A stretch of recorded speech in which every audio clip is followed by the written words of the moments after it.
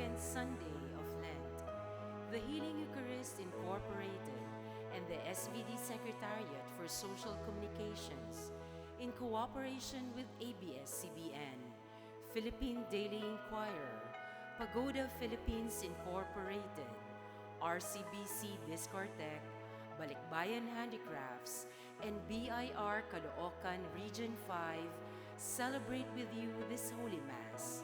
Our Mass presider is Reverend Father Glenn Paul M. Gomez, SVD. Our celebration will now begin.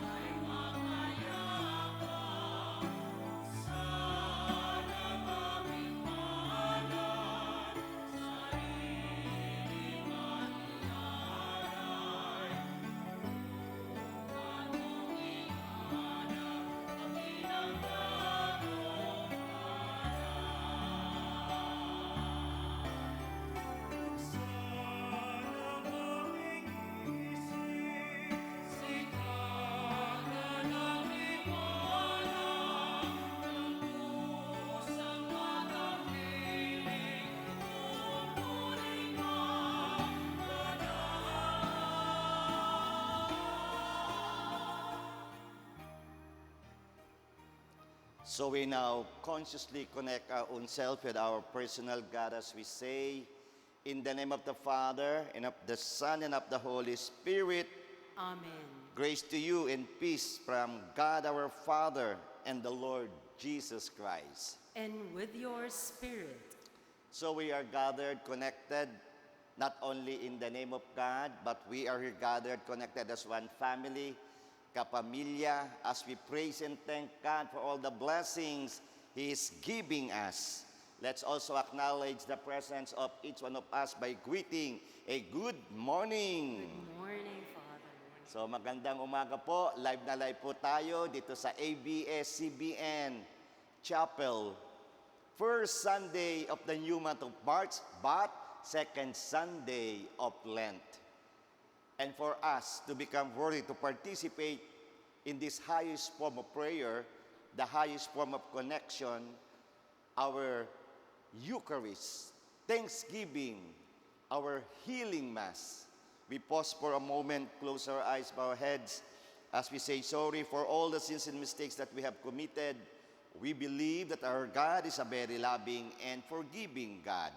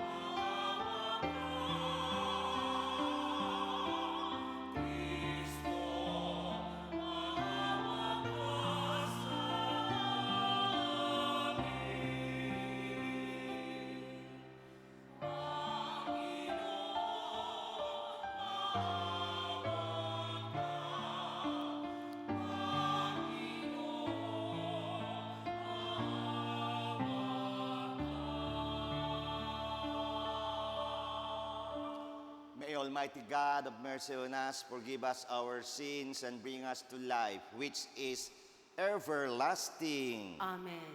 Let us pray.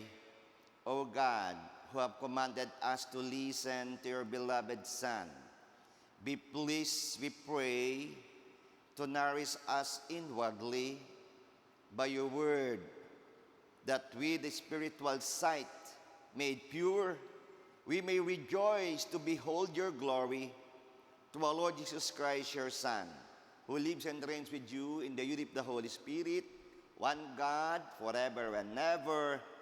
Amen. The Liturgy of the Word. God calls Abram away from the security of his land and home to form from him the chosen people. The call of Abram symbolizes our pilgrimage of faith. The first reading. A reading from the book of Genesis. The Lord said to Abram, "Go forth from the land of your kinsfolk and from your father's house to a land that I will show you. I will make of you a great nation, and I will bless you. I will make your name great, so find that you will be a blessing. I will bless those who bless you, and curse those who curse you. All the communities of the earth shall find blessing in you." Abram went as the Lord directed to him. The word of the Lord. Thanks be to God. Lord, let your mercy be on us as we place our trust in you. We repeat, Lord, let your mercy be on us as we place our trust in you. Upright is the word of the Lord, and all his works are trustworthy. He loves justice and right. Of the kindness of the Lord, the earth is full. Lord, let your mercy be on us as we place our trust in you. See, the eyes of the Lord are upon those who fear him, upon those who hope for his kindness, to deliver them from death and preserve them in spite of famine. Lord, let your mercy be on us as we place our trust in you. Our souls wait for the Lord, who is our help and our shield. May your kindness, O Lord, be upon us, who have put our hope in you. Lord, let your mercy be on us as we place our trust in you. Jesus gave his life for us, not because we merited it, but because it was the Father's gracious design. Paul invites us to be thankful by bearing our share of the hardship of the sake for the gospel. The second reading. A reading from the second letter of St. Paul to Timothy. Beloved, bear your share of hardship for the gospel with the strength that comes from God. He saved us and called us to a holy life, not according to our works, but according to his own design and the grace bestowed on us in Christ Jesus before time began, but now made manifest through the appearance of our Savior Christ Jesus, who destroyed death and brought life and immortality to light through the gospel. The word of the Lord. Thanks be to God. We honor the Holy Gospel.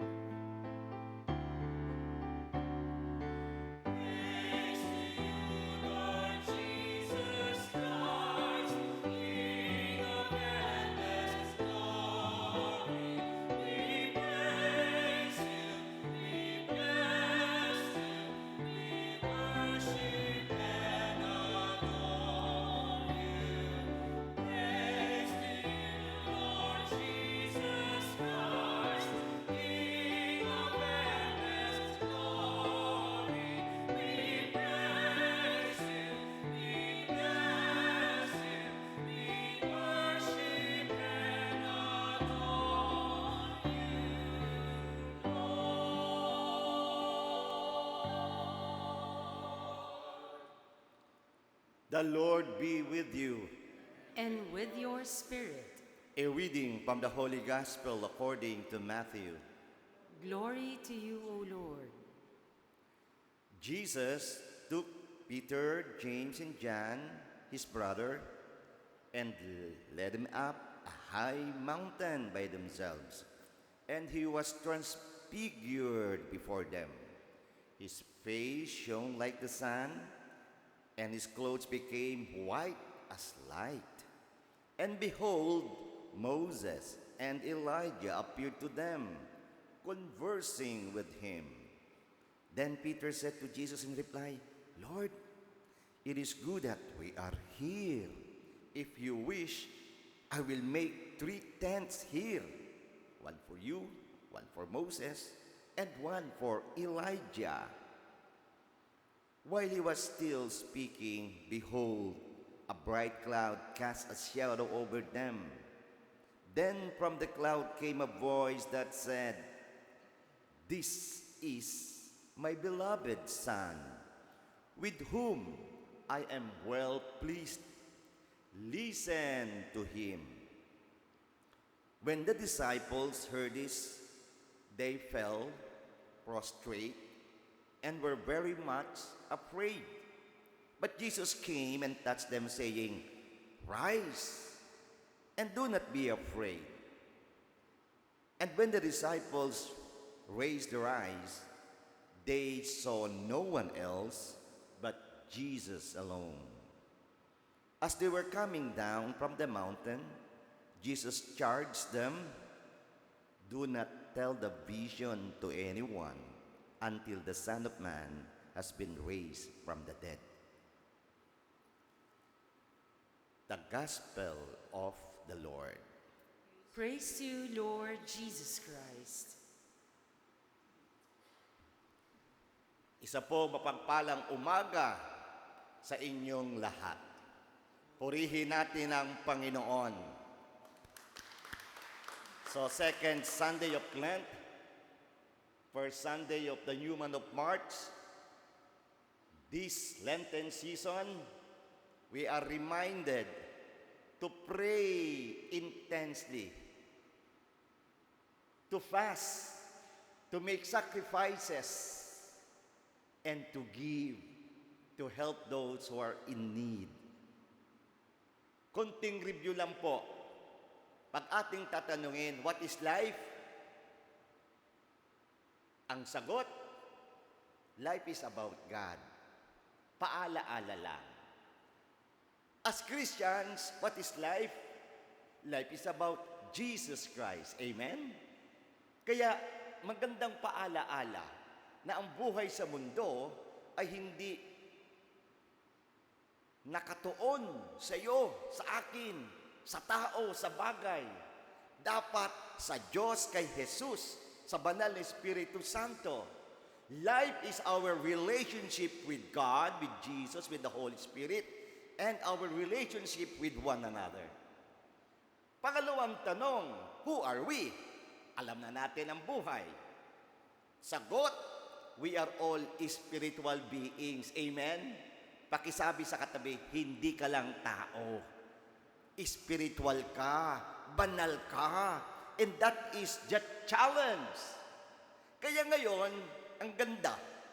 Bakit tuwing ikadalawang linggo ng Kwaresma, as we celebrate the second Sunday of Lent, how come the gospel is about transfiguration of Jesus at Mount Tabor? Bakit? Paala-ala rin. Napakaganda.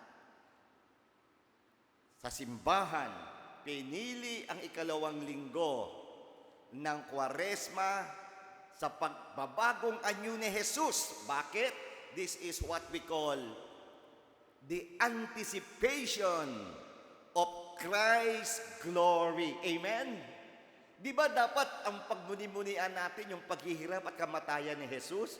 Pangalawang linggo pa lang ng Kwaresma, transfiguration na.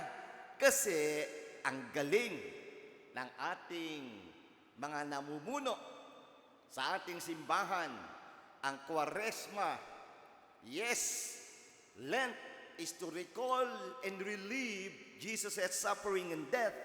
And what is the role of transfiguration? This is the anticipation of Jesus' glory and the anticipation of Jesus' victory. Amen? Hindi lang tinitingnan mo kaagad ang pagkapanalo ni Jesus sa kanyang magiging haharaping kahirapan at kamatayan. Pakitanong nga ang katabi, ano ba ang iyong paghihirap ngayon? Yan. Kaya pag nilaya natin, mayroon ba tayong paghihirap? Ang gagawin, anticipate our own glory and victory. Kung may problema, saan ka magko-concentrate? Hindi sa problema, kundi doon sa kasagutan. Amen. So, pagalimin pa natin, unahin na natin ang pagkapanalo. Kung mayroong feeling na parang, bakit nangyayari sa akin to? Ngayon, sinasabi, unahin na natin ang pagkapanalo sa bawat paghihirap na dumarating sa ating buhay. Feel mo? Kaya nga, ano ba ang ating mga pighati ngayon? O yan, kita mo, may sound effect pa. Pakitanong uli naman sa katabi, ano nga yung pighati mo? May nahuhulog ba sa buhay mo? Yan, nahulog na relasyon, nagkahiwalay kayo, ang sakit nun, nalugi, wala pa rin trabaho, may sakit pa rin. Kaya nga ito ngayon, sa totoo lang, ang COVID 3 years na. Tayo dito sa ABS-CBN, pag wala kang antigen, hindi ka pa rin makakapasok. Kaya kahapon, yun, pates pa rin tayo. Kaya skeletal force pa rin tayo. 3 taon na. At alam niyo po ba, yan sa Ukraine noong February 24, 1 year na ang pagsakop ni Putin sa Ukraine. In this contemporary time, through social media, we witness barbaric war crimes committed every day. At tayo nakatunganga lang. Napakagandang mga bayan sa Ukraine, gaano at paano sinisira, pinapatay mga bata, ang mga walang kamuwang-muwang kababaihan nire-rape, at ang military, hindi naman military, mercenaries, mga bayarangan, mga kinuha sa preso. Nangyayari ito sa mga sandaling ito. Hindi lang yung gera dyan sa Ukraine, ang lindol sa Turkey, at Syria, ang earthquake na yon, 50,000 plus na ang namamatay at may natatagpuan at nahuhukay pa rin.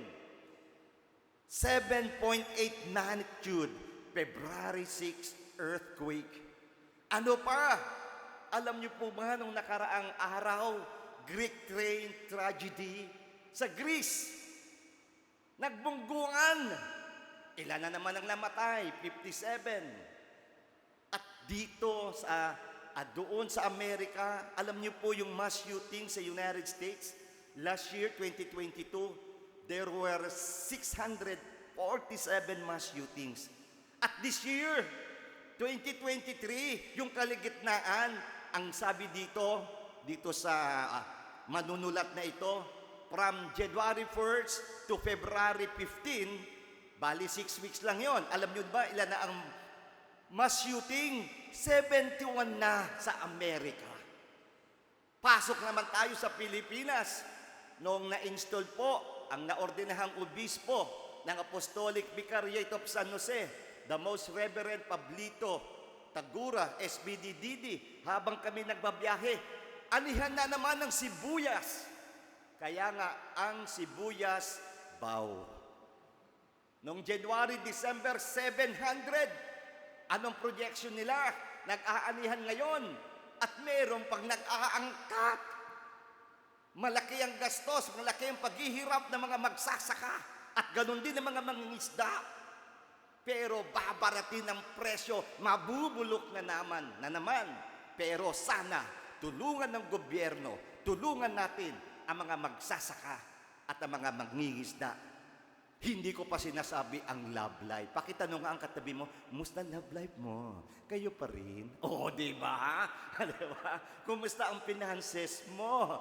Ha? O, may trabaho. Ang dami.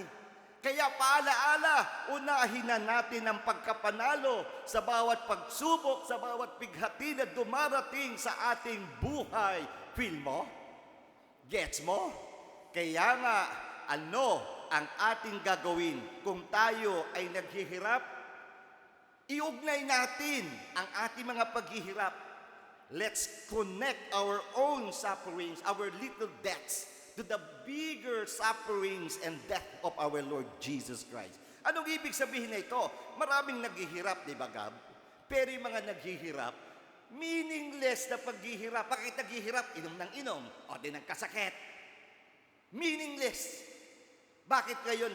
Galing kanina, nakita nyo yun, na talagang awang-awa ko sa mga magulang, tayo magmimisa na, nandoon sa Tomas Morato, pauwi pa lang ang mga dalagang, alam mo na, kita na ang lahat. Anong ibig sabihin nito? Maraming paghihirap, pero ang tunay na paghihirap na ating hinahanap have a meaningful and salvific sufferings. Yun ang ginawa ng ating Panginoon Kristo nang nakabayubay sa krus, namatay sa krus, naghirap pero meaningful, at ito ang nagsagip sa atin. So with that, to end, sana nga, as we celebrate the new season of Lent, I'll give tips. Lagi na-share ko na ito. Kung maraming paghihirap sa buhay, have a Mount Tabor experience. Sa mga nanonood, yan po ang Mount Tabor. Sa Tagalog, yan ang bundok, Tabor. Ang tanong, where did Jesus' transfiguration happen? Yun na nga, di sa Mount Tabor. But before Jesus climbed the Mount Tabor, Jesus invited his core group friends. Kaya sa buhay, pag ikaw'y maraming problema na hinaharap, pumili ng tunay na kaibigan. At dito sa Ebanghelyo, pinili ni Jesus yung kanyang core group. Sino-sino yun? Si Peter, si James, at si John. Tatlo. Peter represents faith, James represents hope, and John represents love. At itong mga kaibigan ni Jesus na ito, hindi lang sila human friends. They were Jesus' best human friends. BHF. Pakitanong nga sa katabi mo, may BHF ka ba? O BFF lang? O diba? Kayong kuminsan, yung BFF mo, iba na eh. Best fake friends. Ayun! Kaya ang tanong, sino ang mga friends mo? Si Kumare. Yun na, si Mare. Ang dami naglabasan si Mare. Tatlo lang lagi ko sinasabi. Si Marites na hindi makatiis, chismis. Si Maricon na talaga namang nag-confirm. At si Mariposa, siya na ang nag-post na. Ayun, di ba? Best friends pa yan? Hindi, mga Marites yan. Bla bla bla yan. Human friends ay tutulong sa iyo na magkaroon ka ng pananampalataya, magkaroon ng pag-asa, at magkaroon ng pag-ibig. Feel mo? Gets mo? Kaya nga, tunay na kaibigan. Best human friends. BHF.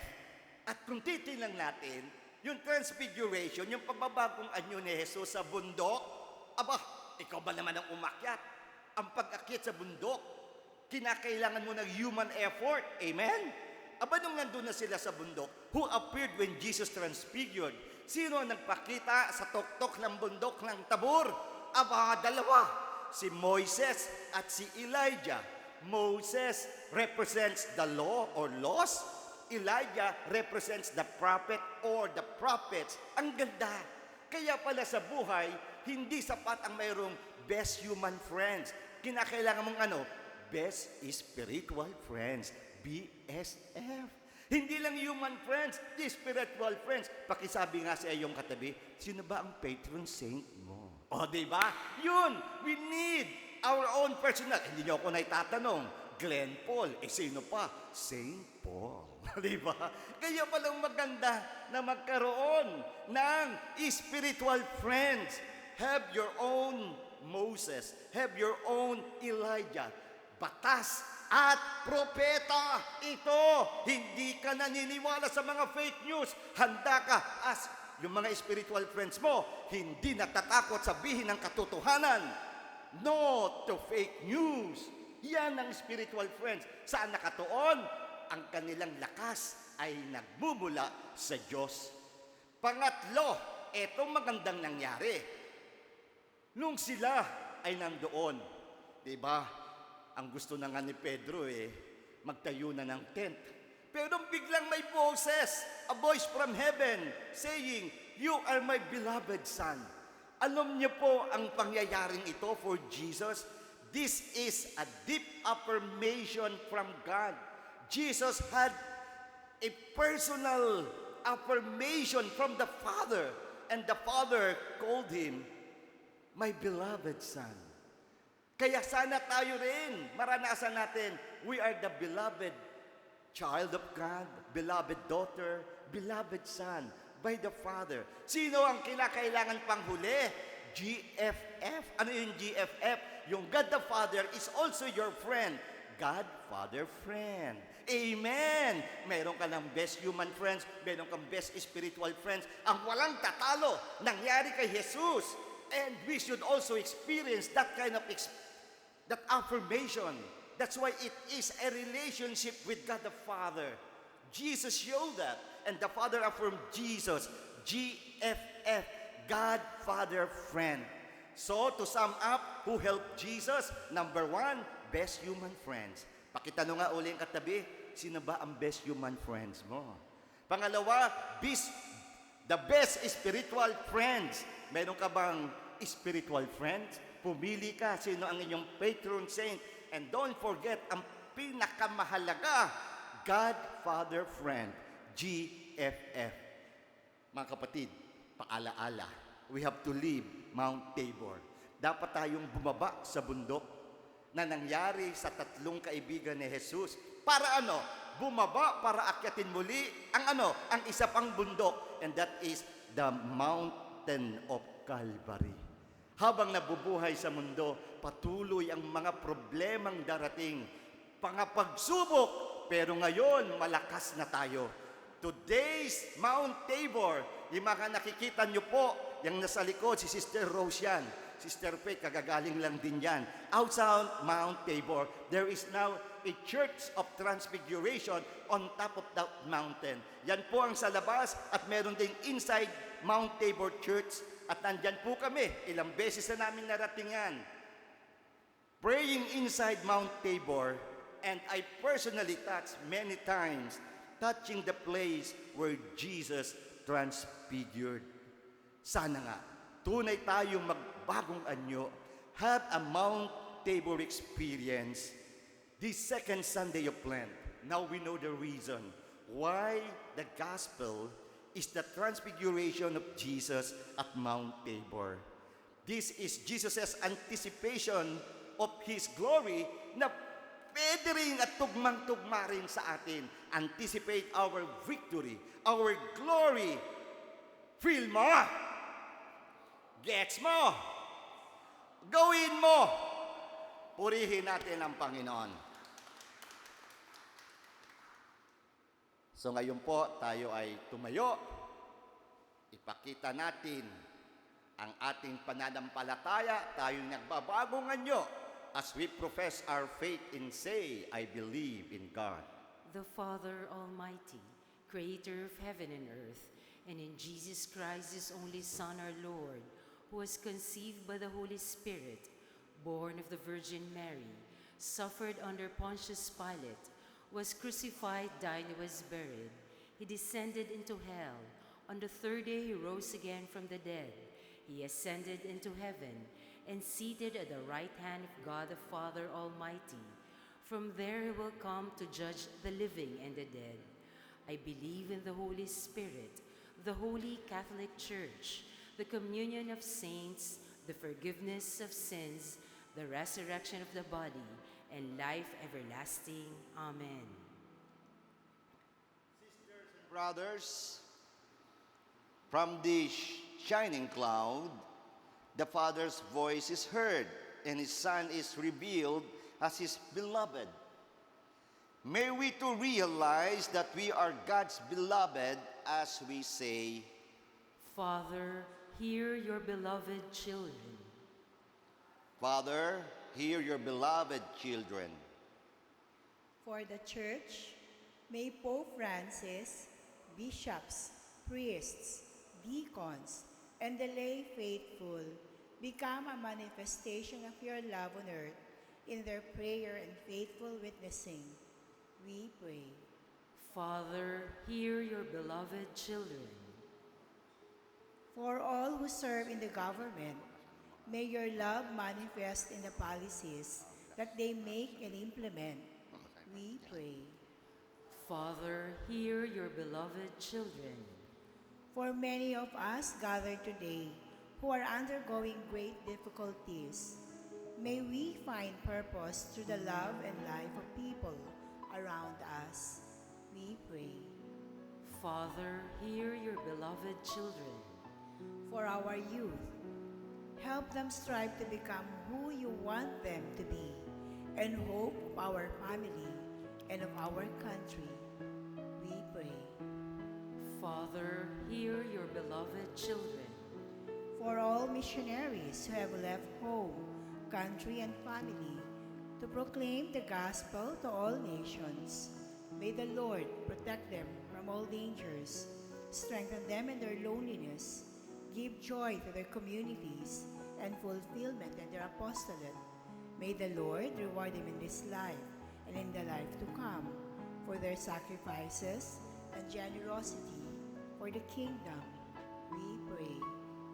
Father, hear your beloved children. Let us pray for our urgent concerns and our personal intentions. For the healing of Teresita Arcilia, Elizabeth Carandang, Mila Fuentes, Ann Dumlao, Tess Magadia, Ana Cristina Handilun, Eden Surtida, Emelinda Zabala, Cecil Pico, Bong Oronilio, Melanie, Catherine, Kirsten, and James Conero, Ray Villasin. Thanksgiving for Jerry Dumayas, Corazon Balinas, Chit Layawin, Mikmik Roque, Luzgarda Gutierrez, Greg Origenes, Danilo and Ferdinand Gonzaga, Lita Agustin, for the birthday of Pat Manzano, Lynette Meligrito, Jose Haen, Au Santiago, Maria Dador, Teresita Tagorda, Marivic Magadia, Lance Miggy Luis Valinnueva, Ola Magno, Remedios and Victoria Bogayo, and for Denise Guzman, for the eternal repose of Antonio Romero, Louis Bersaba, James Layawin, Victor Manzano, Jaime Gutierrez, Kenneth Layawin, Ley Nacionales, Emelita Bañez, Ferdinand Labze, and for the eternal repose of Benevinos Serrano, Juanito Baligod, and Eduardo Rosete. We pray. Father, hear your beloved children. Father, hear your beloved children. Draw us closer to you so that we too may love as you love through Jesus Christ our Lord. Amen. The Liturgy of the Eucharist.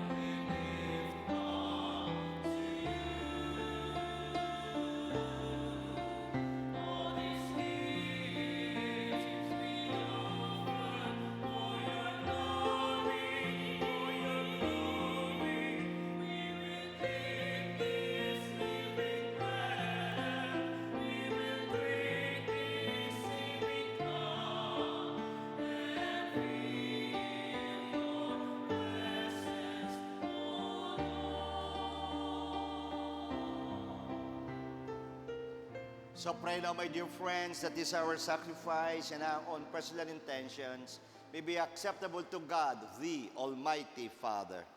May the Lord accept this sacrifice at your hands for the praise and glory of his name, for our good and the good of his holy church. May this sacrifice, O Lord, we pray, cleanse us of our faults and sanctify your faithful in body and mind for the celebration of the Paschal festivities through Christ our Lord.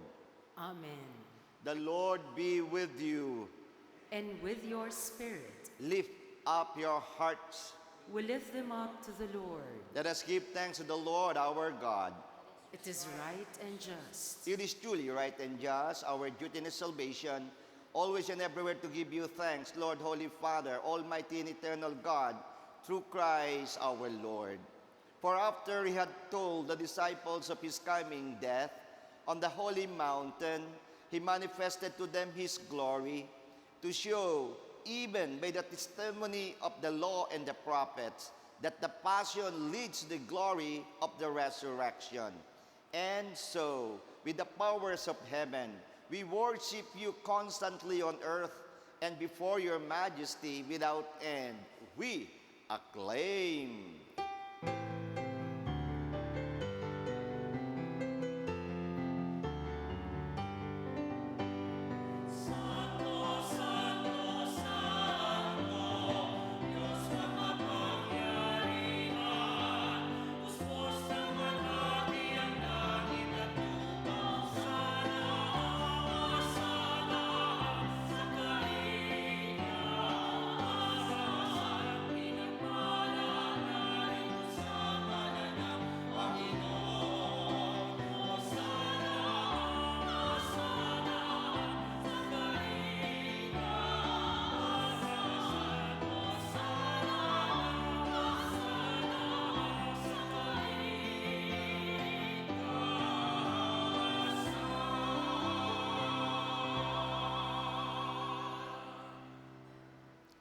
You are indeed holy, O Lord, the fount of all holiness.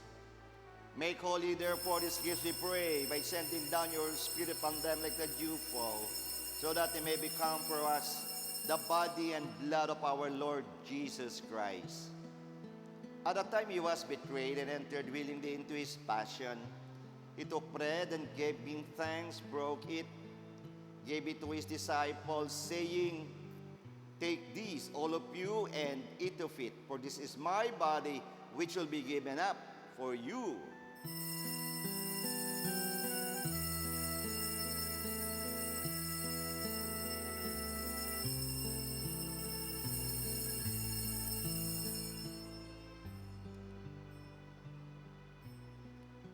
In a similar way, when supper was ended, he took the chalice, and once more giving thanks, he gave it to his disciples, saying, "Take these, all of you, and drink from it, for this is the chalice of my blood, the blood of the new and eternal covenant, which we pour out for you and for many for the forgiveness of sins.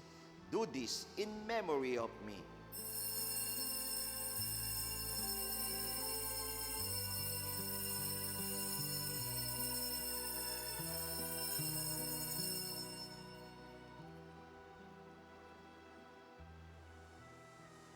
The mystery of faith.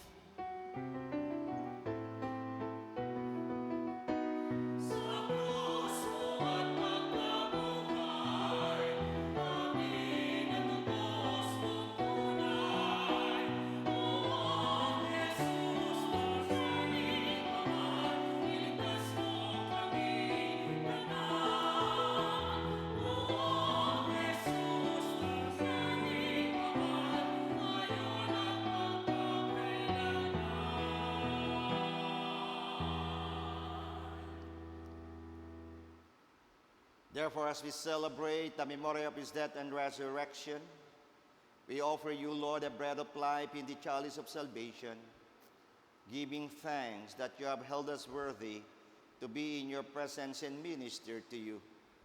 Humbly we pray that partaking of the body and blood of Christ may be gathered into one by the Holy Spirit. Remember, Lord, your church spread throughout the world and bring her to the fullness of charity. together with Francis, our Pope, Honesto, our Bishop, and all the clergy, the religious, your entire people.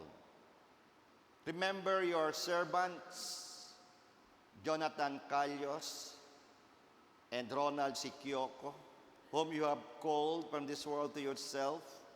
Grant that they who were united with your Son in a death like his may also be one with him in his resurrection.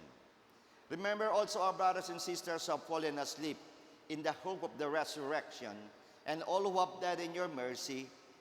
Welcome them into the light of your face. Have mercy on us, O Lord, we pray, that with the Blessed Virgin Mary, Mother of God, with the blessed apostles, and with all the saints, St. Arnold Janssen, St. Joseph Reina Dimetz, the SBD martyrs, Blessed Helena, Blessed Josepa, and all your saints who have pleased you throughout the ages, may merit to be co-heirs to eternal life, and may praise and glorify you to your Son, Jesus Christ. Through him and with him and in him, O God, Almighty Father, in the unity of the Holy Spirit, all glory and honor is yours forever and ever.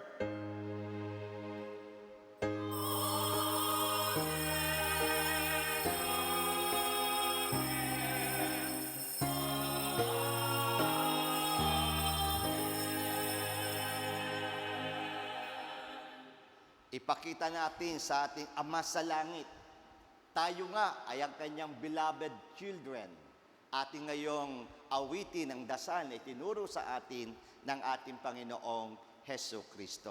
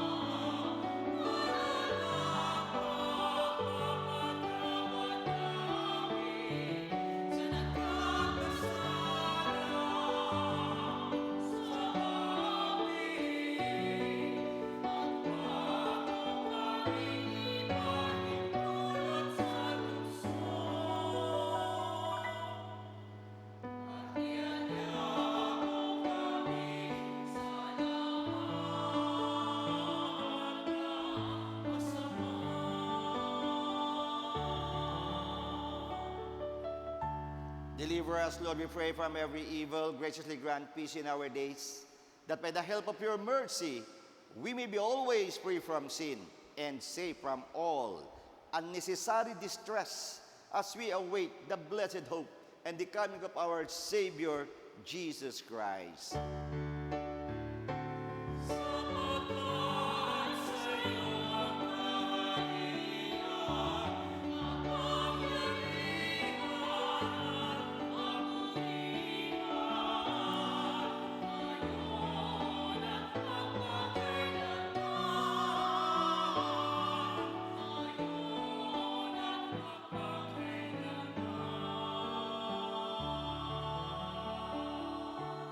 Lord Jesus Christ, who said to your apostles, I leave you peace, my peace I give you.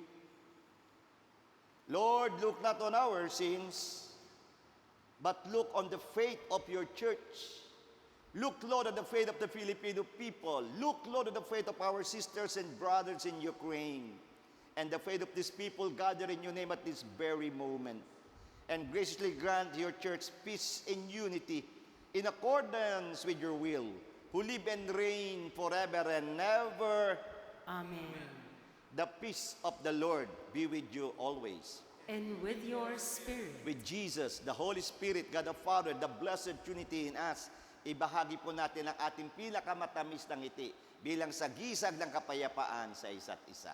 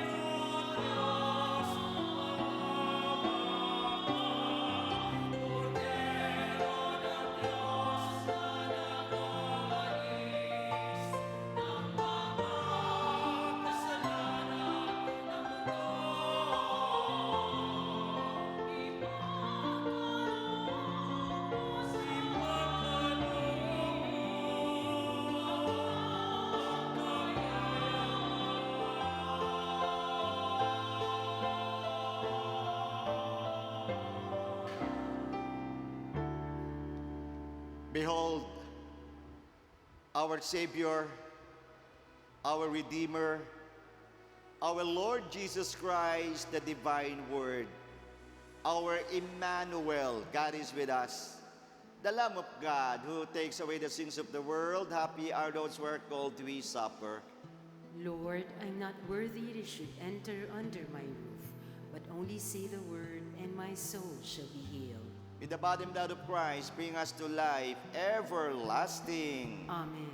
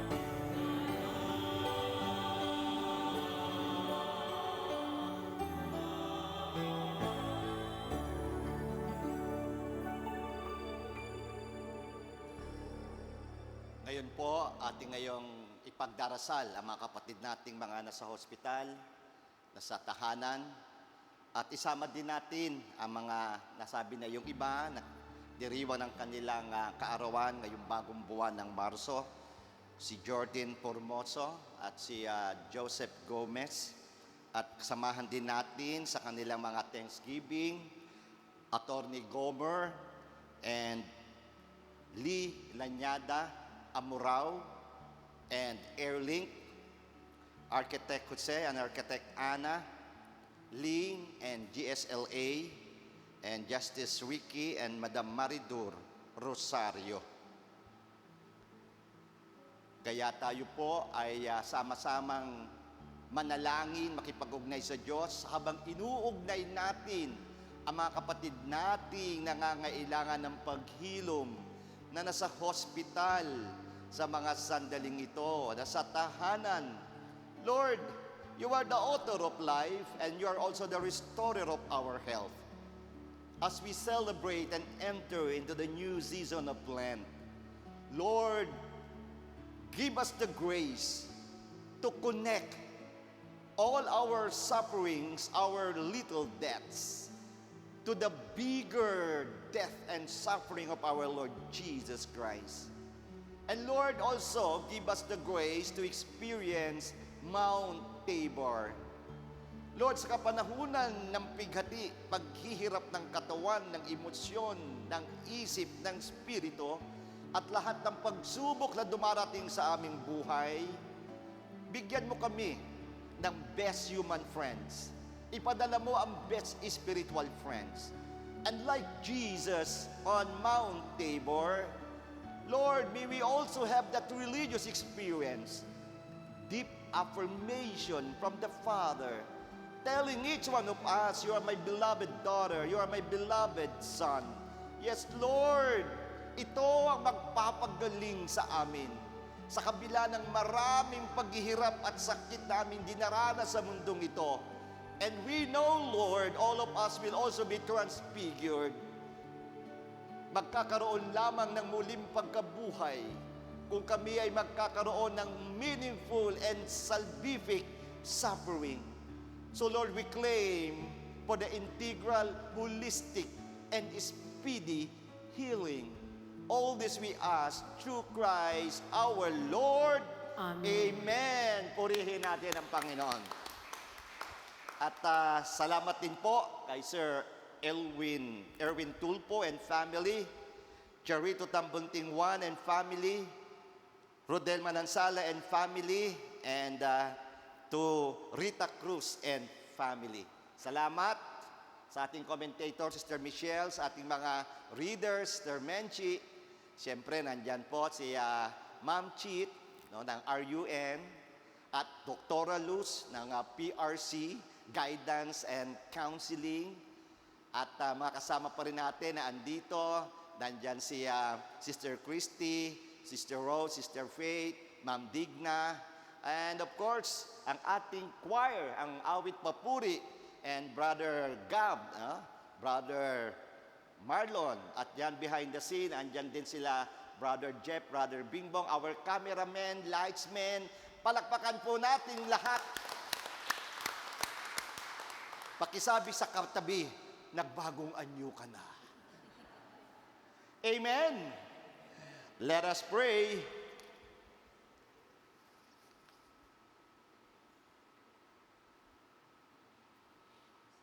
As we receive these glorious mysteries, we make thanksgiving to you, O Lord, for allowing us, while still on earth, to be partakers even now of the things of heaven, through Christ our Lord.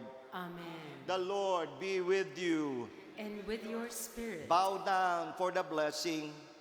Bless your faithful, we pray, O Lord, with a blessing that endures forever, and keep them faithful to the gospel of your only begotten Son, so that they may always desire and at last attain that glory whose beauty he showed in his own body, to the amazement of his apostles, through Christ our Lord.